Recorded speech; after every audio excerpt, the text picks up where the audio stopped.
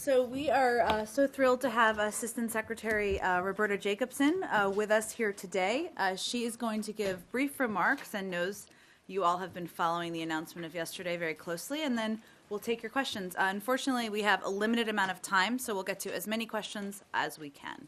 And then we'll come back and talk about other topics. Thanks, Jen. Good afternoon. Nice to see you all. I just wanted to say a couple of things and then take your questions. I know that probably all of you have seen the announcement of yesterday and poured through the fact sheet and had conversations and listened to the phone calls. A couple of things about the State Department and next steps. You've heard obviously about the restoration of diplomatic relations and the likelihood that I will be going to Cuba as part of that process.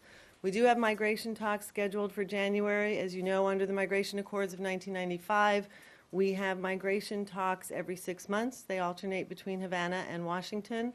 The next round of talks was already scheduled for Havana in January. So what we thought we would do is add to those talks a higher level, that is the Assistant Secretary, myself, and use the migration talks as an opportunity to begin to talk about some of the other things on our agenda given yesterday's announcement. So we will use that as part of the process of restoring diplomatic relations. That process is relatively straightforward, frankly, from a legal perspective. Countries agree, as we did yesterday, that we will begin the process of restoration of diplomatic relations.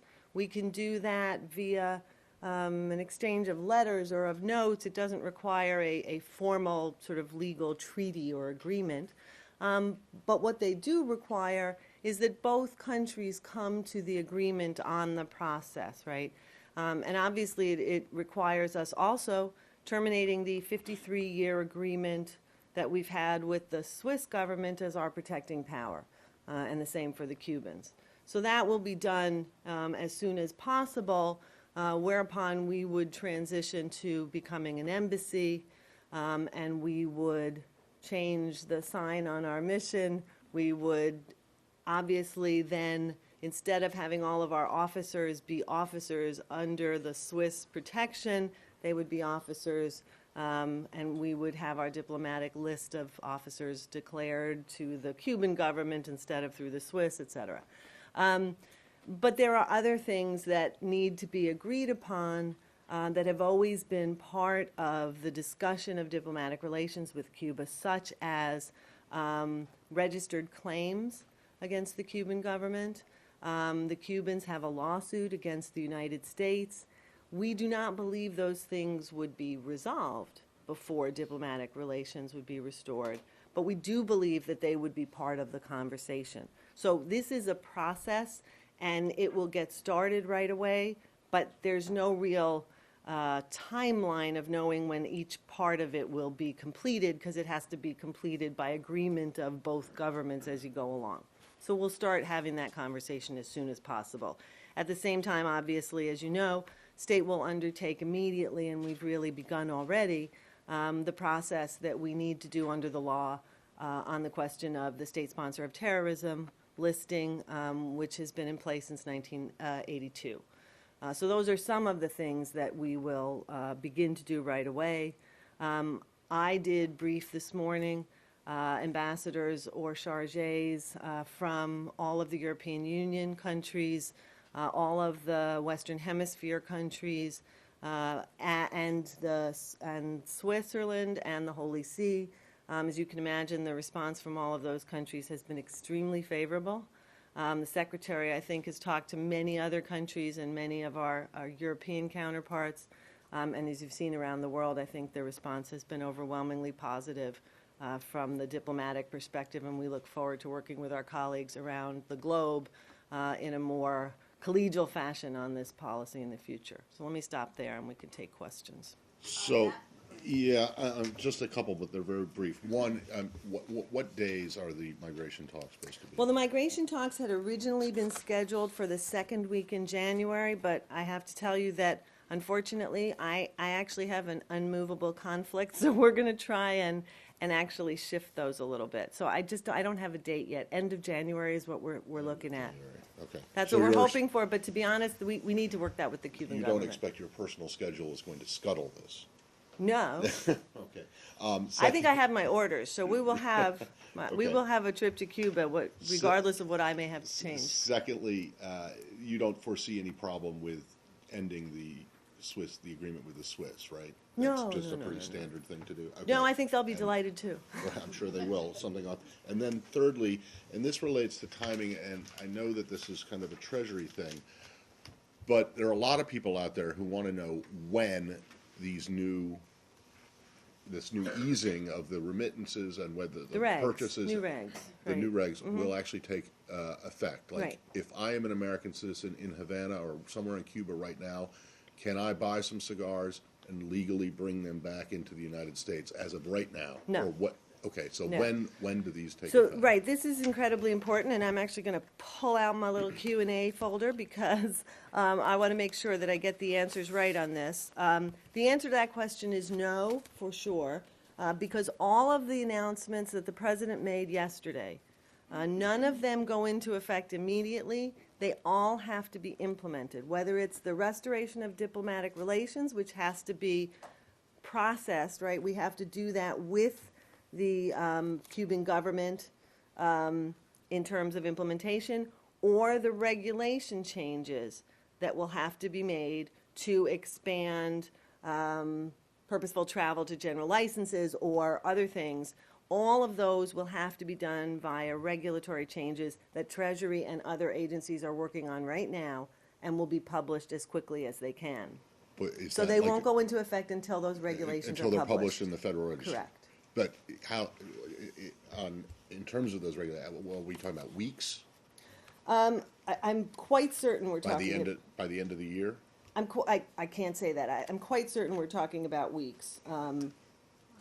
Days or weeks, certainly not months, but I don't know that I can give you a by the end of the year date, and I'm going to have to certainly say that Treasury and Commerce, which is the other agency that has some responsibility for these, are the right places to go for those answers. Okay, and then the last one, which is just that, and this was addressed yesterday, I think, at the White House, but I just want to make sure it's still the case. There are numerous members of Congress who have said that they will try to stop or will object to funding for an embassy. Do they have the ability to stop you from converting the interest section, which they've been paying for since 1977, into an embassy? Well, let me start off with the status of the diplomatic relationship, right? The status of our diplomatic relationship in terms of going from not having diplomatic relations to having full diplomatic relations, we believe is entirely constitutionally the president's right and responsibility. The issue of funding, obviously, is Congress's. It is the power of the purse, but I don't know what Congress may or may not do to a budget line item, but I will tell you that I think everyone would agree that what the interest section now and the U.S. Embassy in the future do in Havana is critically important for Americans and Cubans alike. It includes things like uncensored internet access for many people who visit those internet terminals in Cuba. It includes visas for thousands of Cubans every year, non-immigrant visas for many thousands, immigrant visas for 20,000 Cubans a year under our migration accord. No one would want to see that ended. That's how we do that under our interest section now and under an embassy when we have one. We provide services to Americans via our interest section and subsequently our embassy. One of the ways we check on how the dissident community is doing is by having representation on the island. One of the ways we try and find out whether people who are returned to Cuba under our migration accords are not harassed is through having personnel on the island. I mean, I think the very important functions that our embassy would carry out are things that we want to continue to see. As we've said in other circumstances from this podium, U.S. embassies are not a gift to countries. I think a lot of countries would agree on that. If Cuba is removed from the list of state sponsors of terrorism, what are the specific practical consequences of that action? What economic relations are unblocked by that step? And is this the single most important step that the administration can take without congressional approval to restore economic relations? So you're getting off into a hypothetical that I'm not sure I know all of the implications of, but I will say that we're not going to prejudge the outcome of the process we've just undertaken. So I want to start out with that. We're going to undertake this review. We're going to take it where the facts lead us on this, and I want to be clear about that. At the end of that process, were Cuba to be removed from the list, there are a series of things that get taken off, some forms of sanction that get taken off, although in Cuba's case, I will say, there are some overlapping, right, of things that may have been part of the state sponsor of terrorism list and that may subsequently have been part of the Libertad Act or other legislation that deals with Cuba.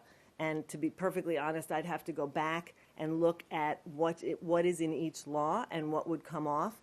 But there are some portions of sanctions and restrictions that would be taken off if Cuba was removed from that list. So it would be significant, but I want to emphasize we're not there yet, and we have to see how this process works. All I'm trying to get at... Would it be the most significant?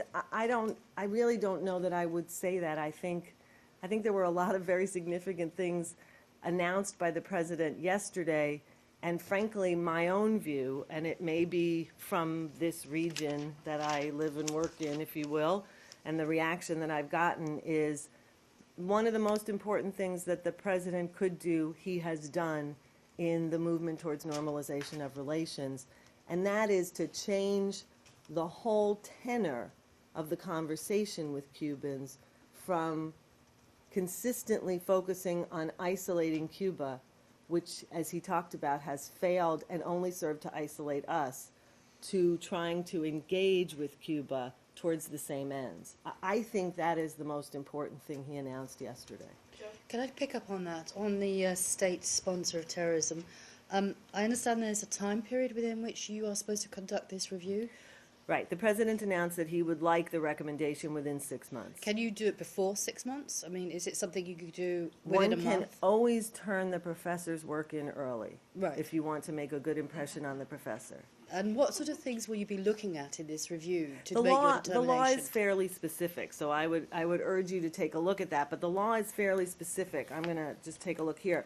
We have to review the record of Cuba over the last 6 months and ensure that they have not been participants or supported acts of international terrorism over the last 6 months. We have to look at whether they have renounced the use of terrorism. We have to look at their ratification of international instruments against terrorism. Those are the things that the kinds of things that we will be looking at. I would have to look and check to see if there are other things that are in the law. I think that's about it. We then have to send any report that has conclusions on those subjects up to the Congress, where it has to remain for 45 days. It's an informing of Congress, not a request for approval or denial. It's just an informing. And so then that's the way that process goes. If your recommendation is to lift them from the list, that has to be approved by the president. Yes, that's correct. The president would send it. Correct. James? Secretary, you just told us that this upcoming round of the migration talks will, as a vehicle for beginning the process of normalization, include discussions on outstanding legal matters, for example. We have heard from Secretary Kerry yesterday and from Jen Psaki that all along the way, the United States is going to continue to raise human rights issues with Cuba and in a robust way. Will the issue of human rights play any role in your talks next month? And going forward, will the issue of human rights be one of the things that is negotiated as part of this normalization process? It's a great question. Let me start by saying that having led the migration talks in 2011 when I was the Principal Deputy Assistant Secretary, human rights are always part of the migration talks agenda. So they will be again. To the extent that we talk about in those migration talks, for example, whether they are harassing people who apply for refugee status at our interest section, which has been done routinely in the past, that is always discussed. When we discuss how people are treated when they return to Cuba after they've attempted to leave, that's a human rights issue. We often will talk about freedom to leave the country. That is different since they allowed people to leave without exit visas. There are still people who are prohibited from leaving, however, more than we would like to see. Obviously, there will be a lot of additional issues that we will want to talk about that are not on the migration talks agenda. And so I think what we're really talking about is a series of conversations that really aren't included in the migration talks, but we'll have a separate series of conversations that will be on the new initiative. So let me start out by saying just that migration talks already include some human rights issues, so we always talk about them. In addition, I do think that some human rights issues will be talked about in this trip. I do not necessarily think that we're talking about direct human rights conditionality in the restoration of diplomatic relations part. That is a legal process, if you will, or a diplomatic process that will be fairly mechanical. But some of what the president talked about yesterday in the initiative has human rights embedded in it, whether it's ensuring that the 53 prisoners that Cuba has decided to release are actually released, and the fact that the Cuban government had previously suggested that we might want to have a bilateral human rights dialogue, which we are prepared to accept now. We would look forward to having that at a separate time. I'm hoping that my colleague who heads the Human Rights Bureau would be involved in helping to lead that. And so we would actually want to expand the agenda on human rights in the future. It's two very quick follow-ups. So you spoke of this as being a fairly mechanical process, but it would be within the latitude of the President and the Secretary of State, correct me if I'm wrong, to make conditionalities about human rights or any other issues the U.S. sees fit to include a part of this normalization process, correct? It would certainly be part of the conversation to ensure that our diplomats are able to play the full range of their roles as they do in any other country, right? For example, our diplomats, in most places, we want to have the full range of privileges, if you will, to carry out their functions, which includes being able to talk to lots of different people in society. These are the kinds of things that we hope to be able to talk about. I do not necessarily believe that we will put into the diplomatic restoration question additional conditionalities on substantive issues that are not related to the Vienna Convention and other responsibilities of diplomats. And lastly, do you foresee that the process that the President has launched will lead to any changes in our relationship or our arrangement with Cuba vis-a-vis Guantanamo Bay? And I do not. So I do not at this time. The leasing agreement will continue more or less as it is? That's my understanding. Unfortunately, be the last question. Go ahead, Leslie. Ooh, that's the pressure. How soon could you appoint an ambassador to there? And number two, the process that was launched yesterday on lifting sanctions and so on, what kind of access does that allow Cuba as far as international organizations to now? Does it not give it access to like the IMF and the World Bank? So funding under those? Well, I mean, you'd have to, actually, that one throws me a little bit because Cuba hasn't been prohibited from UN bodies, to the best of my knowledge. The rules for the IMF and the World Bank are basically UN-based. So I'm not actually sure Okay, then what. can I follow up on that one? I mean, Cuba's problems in general with international financial institutions have to do with transparency of their institutions and their banking system, et cetera, and their Not the accounts. sanctions. Not necessarily our sanctions, so we'd have to So talk when you about that go, further. there's this process, when you go in January, could you maybe see yourselves going with some kind of economic leg to it? Or these strictly discussions on the diplomatic process? I think I think if what you're suggesting is some kind of economic assistance, no. We've said in the initiative yesterday, the president made clear that one of the things we're trying to do is support and encourage economic independence of Cubans. And so to the extent that we can support the cuentapropistas, the independent business people to start their own business, where that's loosened up in Cuba, and entrepreneurship, we will do that. Beyond that, I don't really see any additional economic angle to what continues to be a fairly centrally state-run and rather exhausted model in Cuba. And on the ambassador? And the ambassador. Oh, on the ambassador, I mean, that is something that will have to be worked out with Cuba. I don't think that necessarily is one of the first things that we'll get to. As you know, that obviously will also require advice and consent of the Senate, and we hope to get there, obviously. That's what a full diplomatic restoration means, ambassadors in both countries, but I can't tell you exactly when that'll happen. But nominating an ambassador, you have to have an embassy first, right? Indeed. The interest section has to be converted to an embassy Indeed. before and an ambassador right. can be nominated. I think that's exactly right. And we would anticipate that we will have an embassy before we would make a nomination, yeah. All right, Thank you. Thank you very much. We'll be back in about 5 minutes.